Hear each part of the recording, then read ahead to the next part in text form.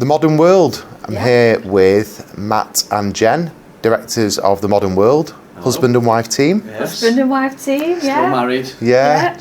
Building more than a business. Building more than a business, yeah. Growing more grey hairs. Yeah. No, let's not talk about that.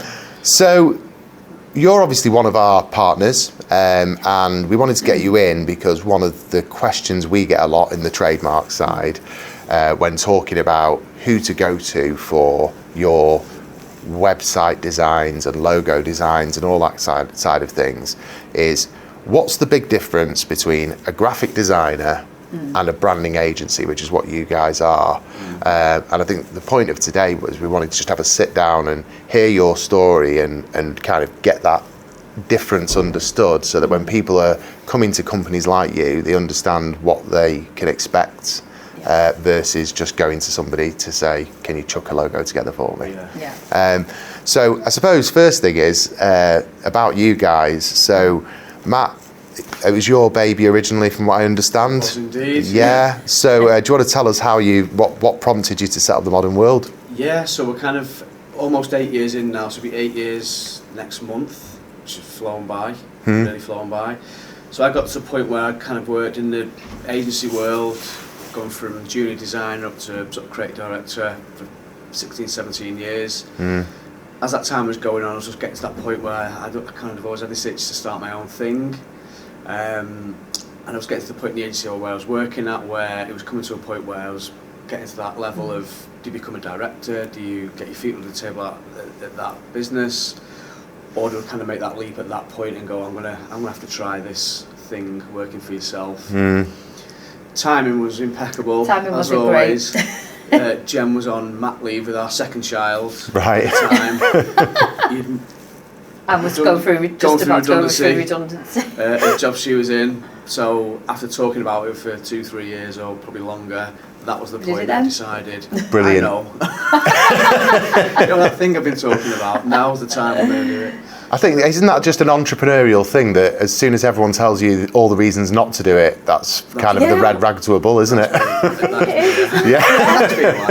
But yeah, it's been coming for a while, but we were starting a young family, and and everyone at the time said how brave we was, but it weirdly enough, we look back now and go, God, were we crazy? But it felt right. It didn't feel. It just felt like the right thing to do at the time, and obviously leading up to the kind of decision being made and having a conversation with your boss. I'm already sort of doing work to build up getting a little bit of work in from people we know, and obviously you build up, as you know yourself from the business. It's all about your contacts, it's all about your network and the people you know. So I was conscious of trying to build up a little bit of a database, a network of contacts that I could go and speak to. So there's a little bit of work coming in already. I sort of dipped my toe in it really with doing some freelance work first. So it was always under the Modern World name. I wanted to set up something that wasn't my name above the door. I wanted to set up something that had a bit of a reason behind it, and I can go into the name a little bit if you want a bit later. But it was just that point, wasn't it? And we just knew that it was kind of probably the right thing to do. So I was getting a bit of freelance work in, and I was doing some agency work 2-3 days a week, and I had some of my own client stuff 2 days a week. So the week was filled. And what do you think? What do you think was the actual driver? What was your why in deciding to make that leap? I just felt like I just had my own ideas of the way I wanted to run something, the way I wanted to go about the work, the type of work I wanted to do, and I just felt like it would always be somebody else's thing working for somebody, and I just felt like I had my own path to kind of, I suppose, explore really. Would it work? Could we do something different? But it wasn't very different at the beginning. It was always the same as it had always been. And it took a few years to kind of, and again we can come on to this a little bit, when we worked with an external brand consultant who really turned everything upside down for us, and was a real kind of it was a real turning point in terms of working how everybody else kind of works, creative process like everybody else does, to working really, really differently, which is what we do now, and having a process and a methodology and finding your niche, I guess. Finding your niche, all those things that sound amazing but are really hard to do. And as much as you want to do it, often it's quite easy to follow what they've kind of tried and tested for, because the way things have always been done and all that sort of thing. Yeah, sure. And when did you get involved then, Jen? How did that? So 6 years ago I joined. So as I said, when Matt set up the business, I was still on maternity leave. So I had a baby and another 3-year-old at home. So I took a little bit of a career break, and then you were just, as Matt said, he just built up his own work really quickly. So the freelancing element of what he was doing came to quite a quick end, probably 6 months freelancing, and you were just working silly hours, 60 hours a week, and he was getting to that point where he needed some support. So the plan was my skill sets don't lie in design, so my experience is account management and sales to complement what Matt's talent is. And we had a chat with the accountant, and we were saying you need some extra help, and I was like, what are you waiting for? You know, you're really busy, the work's there. So I came on board 6 years ago, and just kind of then helped alleviate all that kind of running of the day-to-day business stuff, invoicing and things like that. But it allowed me then to kind of start networking, building up our network, getting ourselves out there locally, because we're from Warrington, we've lived in Warrington, but funny enough, we've never worked in Warrington. We've always worked elsewhere, but my previous job was working for Clark, so I was up and down the country selling children's shoes to national accounts and independents, which was a brilliant job, loved it. It was great pre-kids, but being away from home has its challenges when you've got a young family. Just started kind of building up our client base, getting in front of new people, and then supporting Matt. And then we just, we were about to take on our first member of staff just before COVID, so we thought we'll hang on, we'll see how this plays out. But we were actually really busy because we just found that a lot of businesses pivoted what they were doing. So we took the plunge, and we took on, initially our plans was to take on a junior, but actually we saw the value in getting somebody with a bit more experience, because what we were pressurised with is time. And as much as we'd love to take on a junior, that would have ended up kind of taking a bit more of our time. And I think that's a really, that's a point in itself, isn't it, for a lot of businesses who, start-up businesses, where the instinct is to try and keep costs to a minimum, but actually, probably, if you're going to retain someone who needs training, you've got to have that training and support and infrastructure, which you just can't provide when you're doing as my friend always says, doing the do. You haven't got that, you can't do it, can you? So the reality is it's a false economy.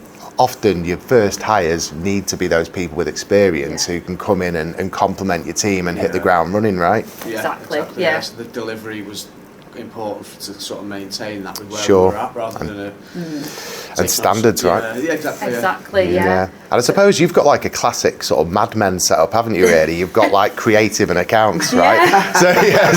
So you look after the people, you look after the creative, and that kind of that works really well. And it's funny because people find it quite interesting that you work together, a man and wife, and more often than not you get, I couldn't work with my partner. Pretty much everybody says. People say that.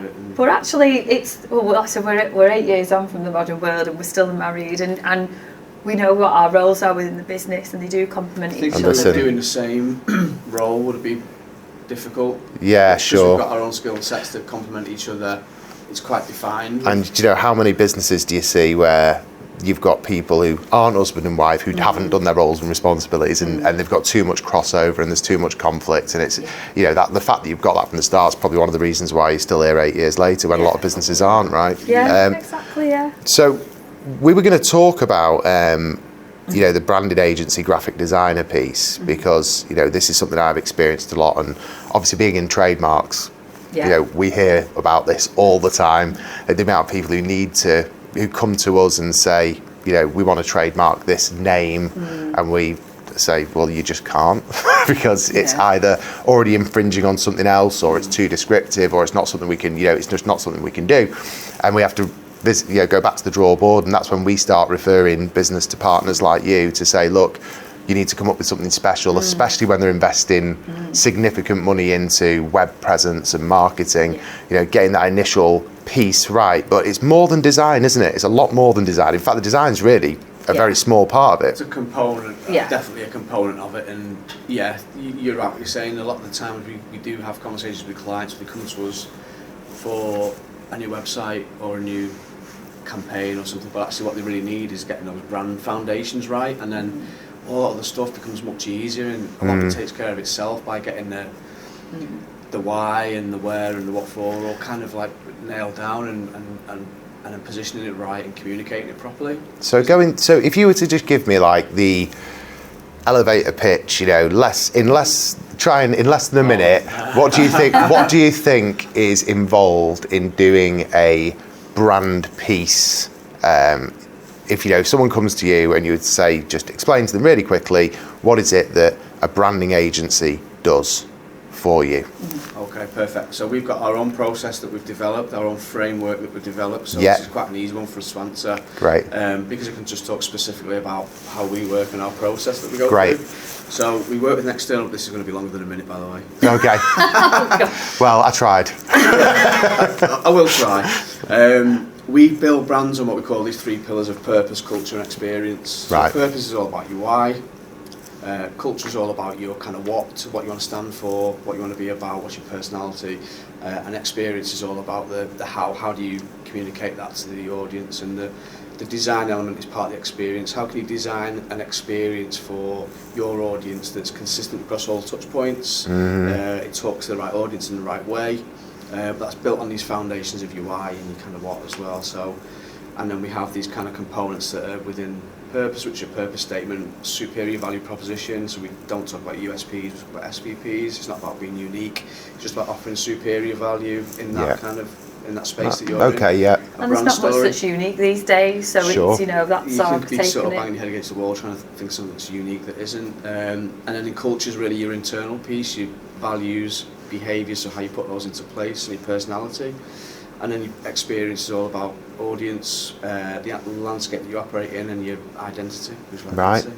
And that's the kind of framework that we kind of build brands on. Great. And and obviously I know you get a lot of business through word of mouth as well because of the fact you're in the business community, but are there any sort of specific referral partners that you guys work with, besides us obviously? Obviously you guys.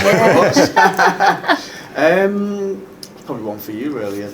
Yeah, well, we're a small agency, so we keep the team quite small and agile, but we work with lots of external collaborators or partners. So if we need someone, you know, usually when a client comes to us, it's not just the branding that they need. They then need a website, they might need social stuff, they might need PR, they might need SEO. So we've got lots of collaborators and partners that we work with that can deliver. So once we've done the brand work and they've got all the foundations right and the implementation, we can then bring in those relevant partners to help then roll out that brand and get it out there and get it in front of the right people that they need to. So rather than a kind of bigger agency where you've got the bigger fees because the client's paying for everything that goes on within the agency, we feel a bit more agile and a bit more kind of responsive to what a project needs. We can build a project team based on, we don't need kind of SEO, we don't need such and such, but we do need videography, we do need photography, we do need web build. Sure. So we can just bring those people in and put them together on that project. And, because they become referral partners as well as kind of contacts through networking. Yeah, sure. Because they've seen your work already and they're working with one of your clients. You're already collaborating. So someone that we can refer pieces of work onto that don't require what we do, but someone might just need a photographer. We go actually. Well, we actually had an example of this recently, didn't we? Where a client had come to us wanting to trademark a name, and we looked at it and said, they can't trademark it. There's absolutely no way in a million years this is going to go through. So we're not going to waste their money or their time. And we told them they needed to come up with a new brand because it needed a trademark because of what they were trying to do. There was no way they should have gone into the market without one. So we referred that client to you, and they were on a limited budget, right? So you've ended up, even though you'd love to give them the whole package, but for that particular customer, they couldn't afford it right now. So in that journey, you actually did what they could do at the outset to get them where they needed to be. And actually, the result of that was they couldn't afford to do the trademark anymore, which is fine because ultimately it was about getting them off to the right start. But we know that we've passed that to you. We know when they get to that next level, they'll probably be coming back to us and they'll be in a much stronger position. And equally, you've got additional work you'll be doing for them too. Exactly. Yes, we looked at they were self-funded up to a point, and then they're looking at rounds of investment. So because we have this framework of pillars and components, we can kind of go, actually, we can start here and just take these kind of small Right. elements from it, work with the budget that they've got, put a bit of a roadmap together of actually, once you've kind of gone through this first stage of the kind of small elements of the visual identity that can just get you off the ground, they can then build that into the platform that they were building, and they can use that to build like an MVP model that they can then take to investors, get some rounds of funding, invest that back in, Yeah. and then we can build in more parts of the process. And it's quite a different way of, it's not a typical project for us, that No, but no. I think because of the framework that we put together and the process that we go through, it can be quite modular and work in that way as well, rather than you have to have everything or nothing. It's I suppose quite it's, flexible. again, it's really similar to how we operate, because obviously sometimes people come to us and they might need protection in the UK and in Europe, but right now the budget's only enough for the UK. But you know, something's better than nothing. You start there, they'd need to start there anyway. Get that bit done, and then obviously you've got the relationship, you've built the trust, so at least they know when they do come to invest that extra money, they know who they're investing it with, and they've got real life, you know, experience of using you, right? Yeah, Exactly, yeah. So Jen, you've done something pretty exciting at the Modern World recently, using technology. I've seen it, I know what it is, but for the benefit of anyone who hasn't, do you want to just tell us what it is, what you've called it? And why you've done it. Yeah, no problem. Yeah, so we've come up with this brand building score wrap quiz, and it's specifically for small businesses. And the reason why we've done that is we're a small business ourselves, we're a family business, and we understand the challenges and frustrations that you have running a business. So we wanted to come up with a useful tool that will help small businesses kind of understand their pain points, their challenges, because more often than not, people look at brand and think it's their logo. Actually, it's much more than that, and getting it right can absolutely be so beneficial to a business, and getting it wrong can really kind of hold them back as to where they want to be. And this is a free tool, right? This is a free tool. Yeah, it's a 3-minute quiz specifically for business owners. Series of questions, really quick questions, and at the end of it they'll get a score based on the purpose of the business, the culture, and how they visually look. And at the end of it, they'll get this free brand building PDF or brand building guide that will kind of help them help their business. And you've already built this, right? It's done, so it's about to be launched. Probably keep saying it. Each week it's next week. It is pretty much ready to go now, so it will be being launched in the next couple of days. So hopefully it's of use for people, even if they don't come back to us for any work. And it's this knowledge sharing thing. The thing with brand that we find a lot is there's big gaps in knowledge of what people understand about brand, and what people have got really good knowledge of what it is. People think they do, but they don't. Some people know that they don't. There's lots of kind of disparate views on what it is and what it isn't, and hopefully it does outline our framework. We talked about process that we would go through, but also there's lots of useful hints and tips in there, things to look out for in your own business that you might think, oh actually there's some kind of warning signs here that I might need to kind of look at doing something on the brand work, because there's lots of different problems we solve for businesses as well. There is the visual side of things, we can tidy things up, freshen things up. There's also the cultural side of things, looking at values and behaviours helps to recruit as well. I was going to say that, because I think there's a common sort of misconception that we all just presume that brand is about customers, and we forget that brand is very much about our internal as well. Whether you're a small team or a big team, like having that, you know, if you don't know what your why is, you know, then would you work in a business that you don't really understand what that business stands for and what it's trying to do? I'd say it's as much internal as external. You know, the amount of projects that we do that then the business owner turn around and say, we're so aligned as a team now, and that just flows out from the business, which makes sales easier, which makes well, I mean, if you don't have passion about something, you can't sell it, right? And sales teams really, I mean, the days of the car salesman and the cheeky sales techniques, I think, are pretty much gone now. Everyone's got an element of caution when they come to dealing with somebody, and that trust comes from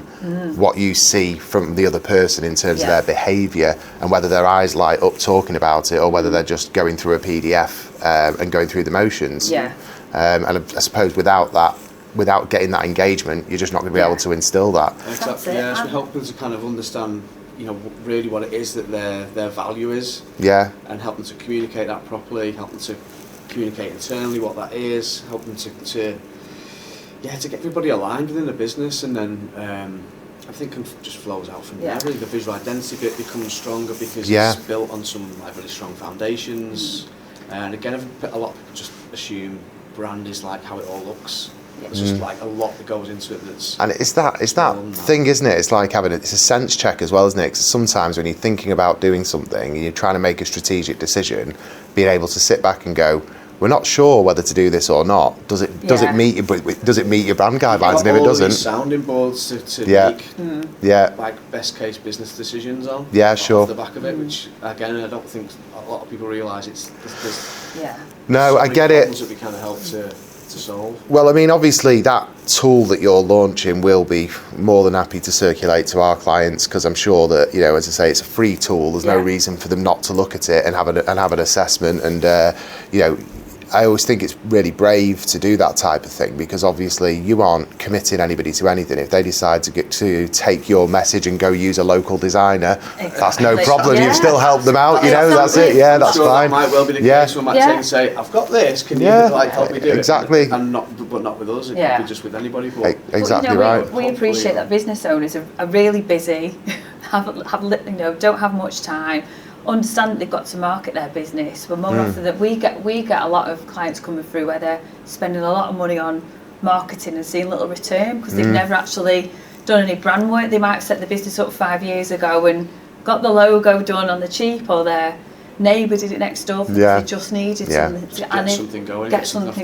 Whereas actually now they're at a point in the business where they've grown and they're in that growth period, and to help them get to where they need to kind of do some real brand work and get the foundations right. Agreed. Which just makes everything so much easy, and it's an investment. Yeah, sure, exactly. It's not. It shouldn't be viewed as a cost to the business. It's an investment in the business, and can have software, technology, investment in the business. Your brand's an asset, which is why you need to register the trademark, exactly, right? Exactly. That's why we partner with you guys. So listen, we're just coming to an end, but.